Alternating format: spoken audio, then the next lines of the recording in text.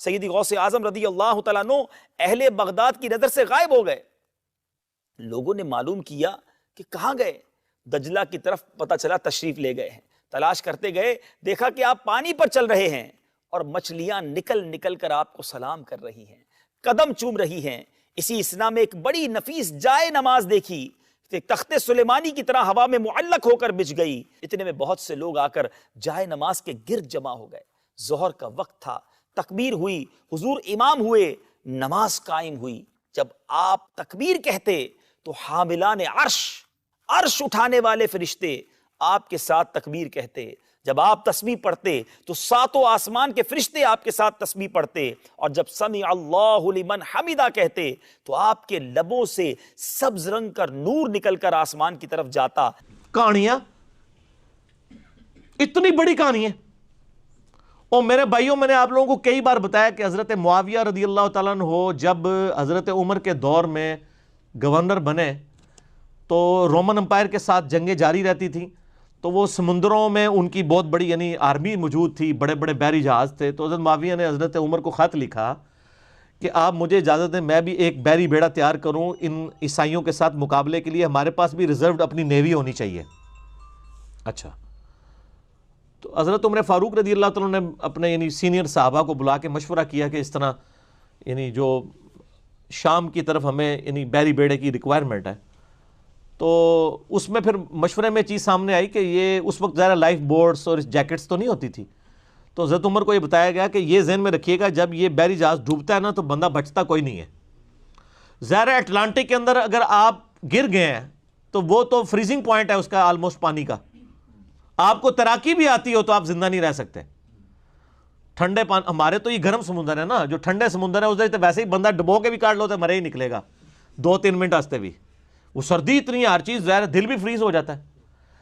تو حضرت عمر نے کہا بھئی میں تمہیں اجازت, میں یعنی اپنے ساتھیوں کی لائف سٹیک پہ لگا کے, رسک پہ لگا کے میں بیڑی بیڑا بنانے کی اجازت نہیں دوں گا.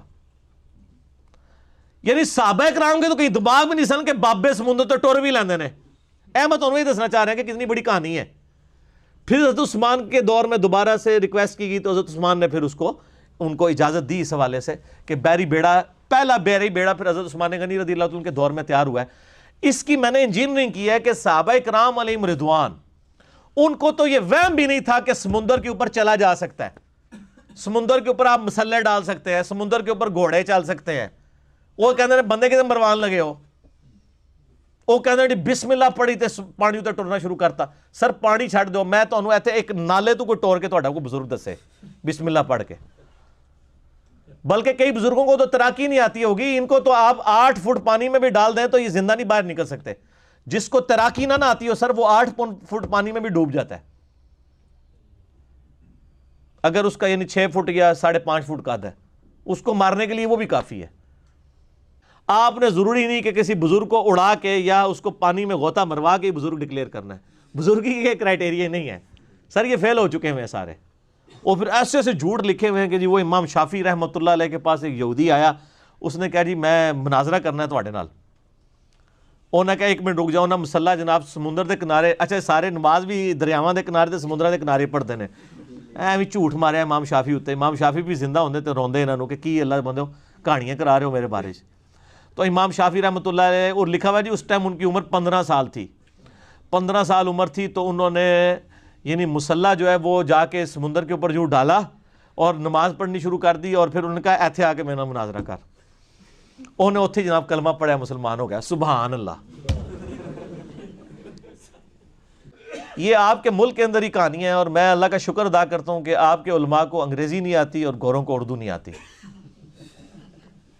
ورنہ جو تسی دسو گے نا شاہ شمس تبریز نے کیا تو بھی شمس تے میں بھی شمس, ٹھیک ہے جی, وہ بوٹی بھون لی سی انہوں نے. اچھا وہ جب بوٹی بھون رہے تھے تو جو ملتان کے جو باقی لوگ تھے وہ نہیں بھونے گئے, صرف بوٹی بھونی گئی ہے. انجینئرنگ ہے. چھچڑا بھی بھونیا گیا, شاہ صاحب خود بھی کچھ, چلو شاہ صاحب نو تے کہن کہ بزرگ نے بچ گئے, تو باقی سارے بزرگ سن. اور سر بات یہ کہ یہ شاہ شمس نے بھی کارنامہ ملتان ہی کرنا سی, اس کردو نہیں سی کرنا. ملتان میں تو ویسے ہی یعنی جغرافی پوائنٹ آف ویو سے گرمی ہے, اس کا اس کے ساتھ تو کوئی تعلق ہی نہیں ہے.